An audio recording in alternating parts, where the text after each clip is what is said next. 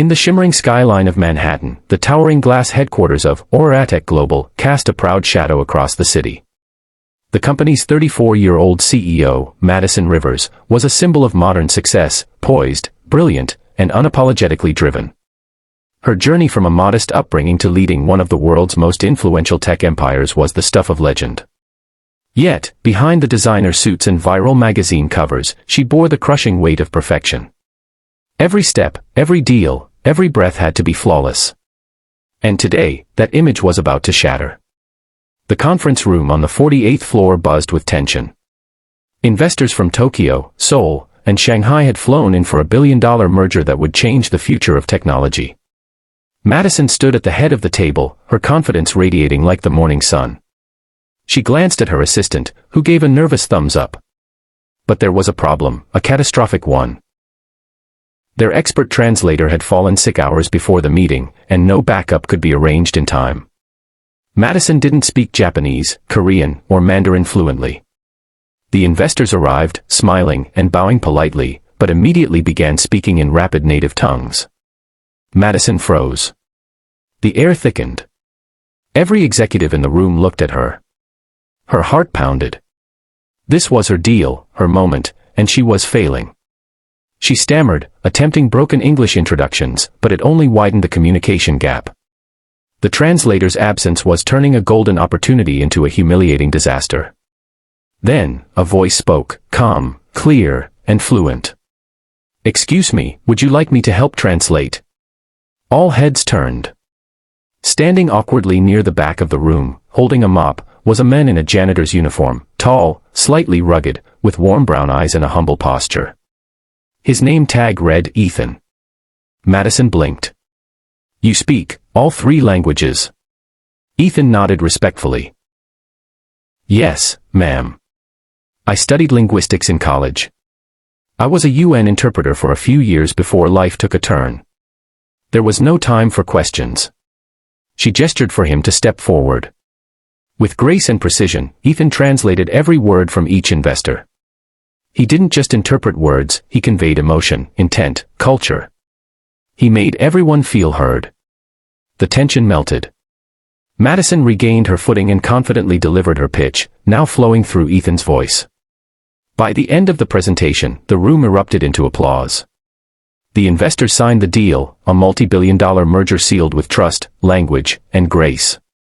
As everyone left, Madison pulled Ethan aside. "Who are you?"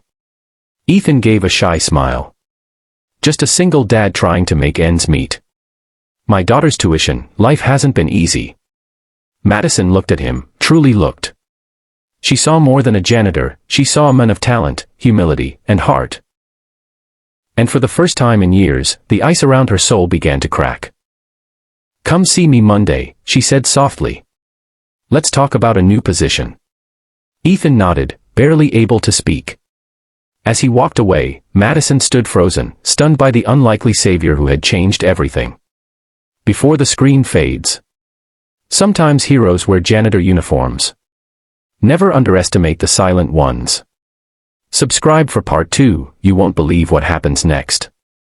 Chapter 2, The Men Who Saved the CEO. It had been 3 months since Ethan, the humble janitor and single dad, stunned the entire corporate boardroom by stepping up as the translator during Madison Rivers' make-or-break meeting. Overnight, his life had shifted, but not in the way most people would expect. Madison had offered him a translator's contract, but Ethan had declined full-time corporate work. "My daughter Lily needs me," he explained. "She's 10, and I can't miss her growing up again." Instead, they agreed on a flexible consultant role. Ethan came in 3 times a week, handling international clients and language consulting. But more than that, something unexpected began to form between Madison and Ethan, not romance, not yet, but a deeply human connection. Madison, the iron-willed CEO who had built her life on walls and distance, began to open up. Late-night strategy sessions turned into quiet conversations. She learned Ethan had once been married, but his wife had passed away in a car accident. Since then, he had taken odd jobs to stay close to Lily. He had once dreamed of teaching languages but never got the chance. Madison found herself admiring not just Ethan's intelligence, but his devotion, his patience, his grounded spirit. It was a stark contrast to the cutthroat world she lived in. One evening, after a major Tokyo-based launch, Madison asked Ethan to join her for coffee at a quiet rooftop lounge. He hesitated, then agreed. Under the stars, he asked, "Why me? You could have hired any polished consultant from Harvard or Stanford." She smiled, something rare and genuine. "Because you're real. You saved me when I was at my worst, not for gain, not for credit. You just helped." Just as things began to deepen between them, tragedy struck. Lily was diagnosed with a rare heart condition.